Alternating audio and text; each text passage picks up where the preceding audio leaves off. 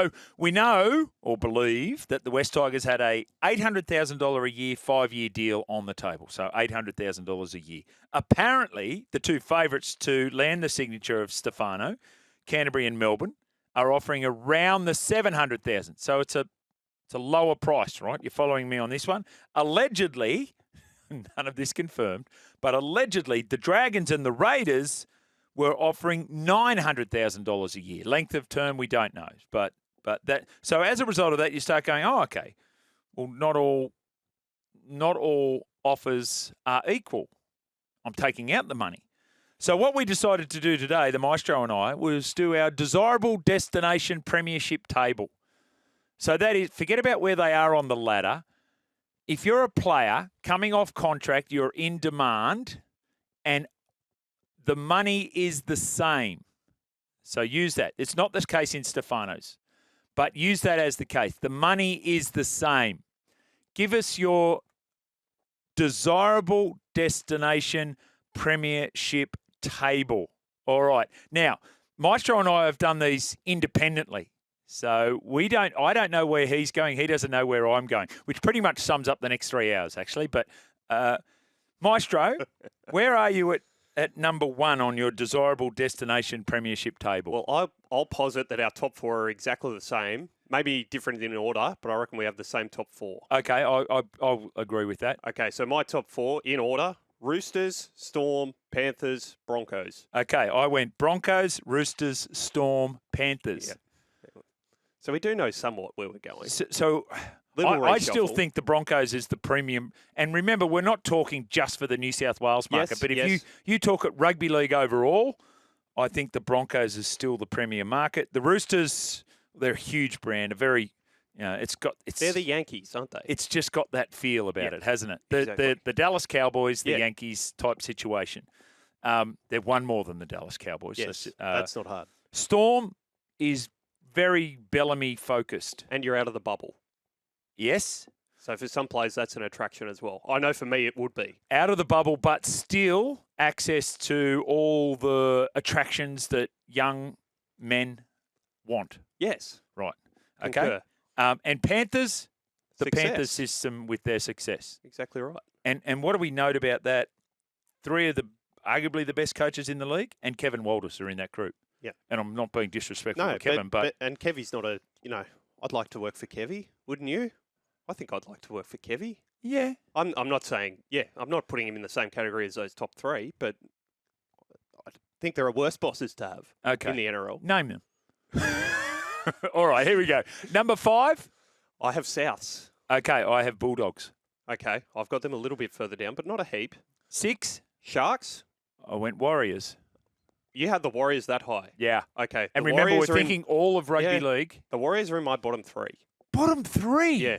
So you're talking about a young boy from the Northern Beaches. Yep. I'm talking about overall. Overall. I just think with the management whispers that are around there and some of the problems they have had with players in the past, and they're not always, they're not always the most easy to get along with players. They're players with reputations, but I think there's been enough blow-ups there that would dissuade me somewhat from travelling to New Zealand. Well, there's our first outlier, right? The Warriors, okay. I had number 7, the Rabbitohs. Okay, so I've had them at 5. I had the Dolphins next.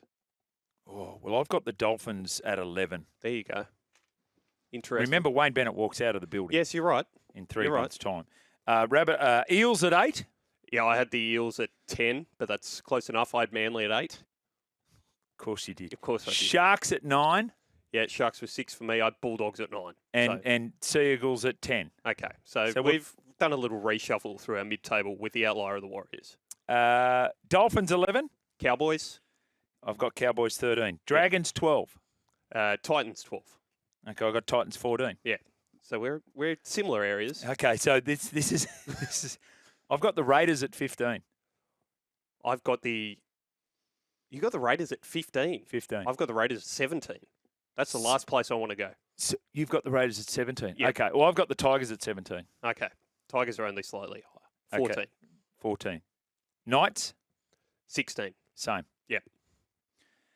So we're not too far away. So the Warriors is the one. Yeah, and who's your other team down the bottom there? Because I've got Tigers, Warriors, Knights, Raiders, my bottom four. My bottom four are Titans, Raiders, Knights, Tigers. Okay, Titans down there. So they agree or disagree.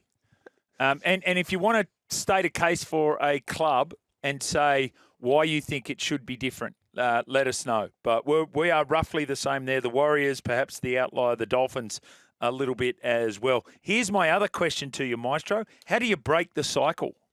How do you break the cycle of being a club that is a desirable destination and move higher up the premiership table? Well, there are two routes to doing that, and I'd say, without giving all the flowers to Gus Gould, he's been part of both these rebuilds recently. The Panthers, you build on your young junior base with players who identify with your area, and you have to lean on that and build through that system.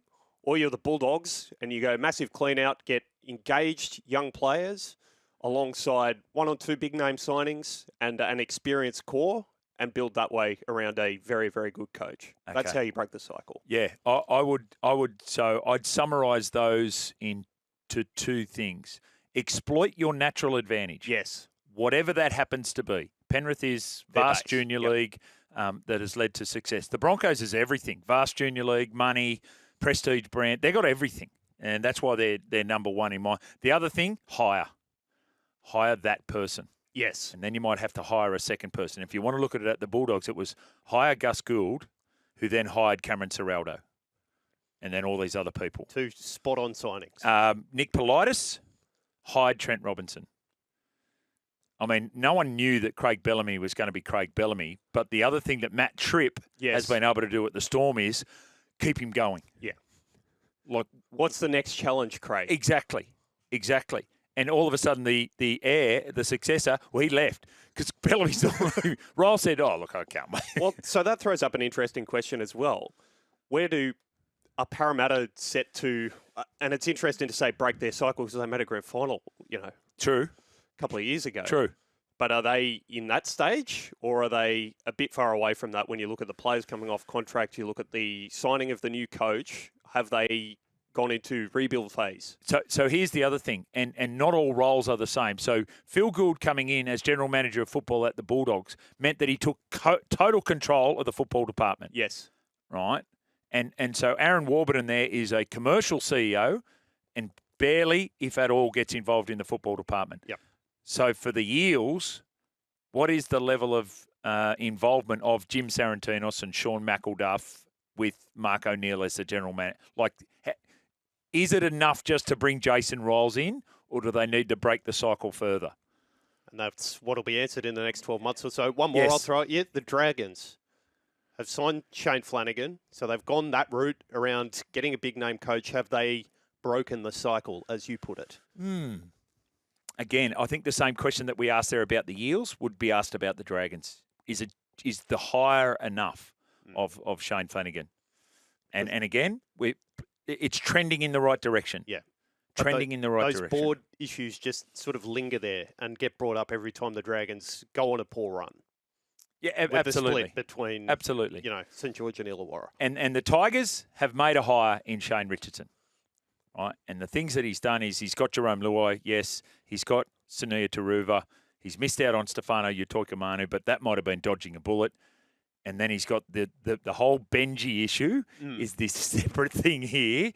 And I don't know whether Shane's the wiser for it, but we're certainly none the wiser for it. Yeah. All to be seen. That's the exciting thing about rugby league, isn't it, Jimmy? Even when teams are out of finals contention, there's things to talk about what they're going to be looking at in 12 months' time. You could do the desirable destination premiership table for the AFL, for Super Rugby, for the EPL, for every competition on the planet. I reckon I could do it for the NFL. Yeah. Any salary cap competition, because that's important, right? Yes, and the reason is, and what happens there, it means that Stefano would go to the Bulldogs for 700, would go to the Storm for 700, but would go to the Tigers. Well, he knocked them back at 800 and said no to the Dragons at 900 and the Raiders at 900. That's how we explain our desirable destination premiership table. The Tuesday pressure test. So already people having Jimmy Parramatta would be up there. Central location, best stadium, new centre of excellence in 25 and plenty of starting spots available. So there you go. There's all these things. I think undoubtedly the people in control of your club are the ones that are the determining factors.